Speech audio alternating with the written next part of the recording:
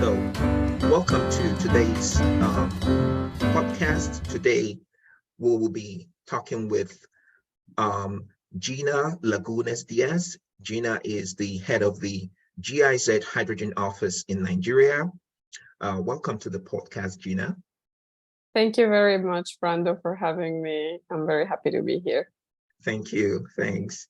Yeah, I have two discussion points which I would like to develop with you. The first, what would you say needs to be urgently done at the policy level for Africa to get prepared for a hydrogen economy? I think the first thing that we need to see more of in Africa is countries getting their national hydrogen strategies. So far, approximately 30 countries have put hydrogen strategies in place worldwide. And this is something that we really need to see more, see happening in Africa as well.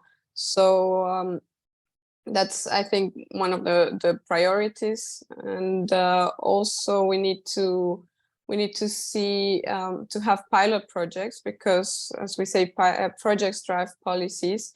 And when we have a pilot project, we will learn what's working and what is not, and then we can extract these lessons and use them as to feed into these policies that we are developing. Another thing is standards and regulation. We need to have to discuss internationally what will be the standards and the standards for green hydrogen and certification mechanisms and so on. This is something that has to be done through international dialogue. So far, the future importing countries, especially the EU, they have been developing these standards and certification criteria. But this, I think, Africa has to get involved in these conversations, because it's very important to see, okay, this can be done, this cannot. And Africa, as the continent with the largest potential for green hydrogen, definitely has to get involved, because it will be the main exporter of green hydrogen in the future as a continent. So I really would like to see Africa getting more into these discussions. Excellent. So standardization and essentially trying to unify codes of operation around this topic is important. So, and I see this as a universal gap, really. It's not something specific to Africa, but Africa needs to speak about it, to be part of that conversation, because a lot of things happening upstream for green hydrogen will be happening in Africa, correct? Yes, that's definitely the case. And also what I wanted to say is that this since hydrogen will be an internationally traded commodity, we really need to define these standards worldwide, like for the entire world. And we cannot work in silos and just wait, especially for Africa, wait to hear what the importing countries will want. We need to design that together. And also the infrastructure that needs to be put in place. We need to see as a continent how that will work, because we need a lot of cooperation between the African countries. Maybe some countries will become hydrogen hubs, and they will need to put the infrastructure for that in place. So this is we need a lot of international cooperation among African countries, and also with potential importers. And that's and of course we will need the support mechanisms in place, the financing instruments that because at the moment green hydrogen comes at a price premium, and we need to bridge that gap with financial instruments. And this is, of course, there are already many in place, many support schemes in place, but we need more of that as well. Interesting. Well, yeah, you've been for roughly 2 years now heading this GIZ hydrogen office in Africa.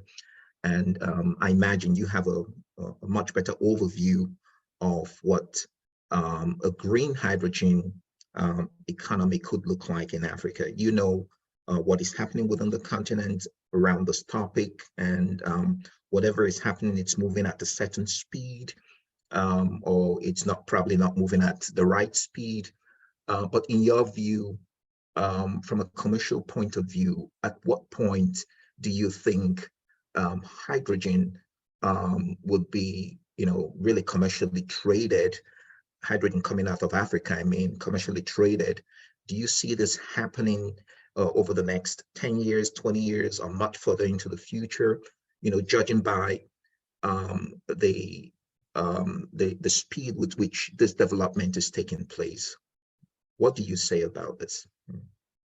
Yes, I think we will be seeing some trade between Africa and Europe in the next 5 to 10 years already, especially from trailblazer countries such as Namibia, that is being very ambitious with projects that are fully pushed from the private sector and now supported from the public sector as well.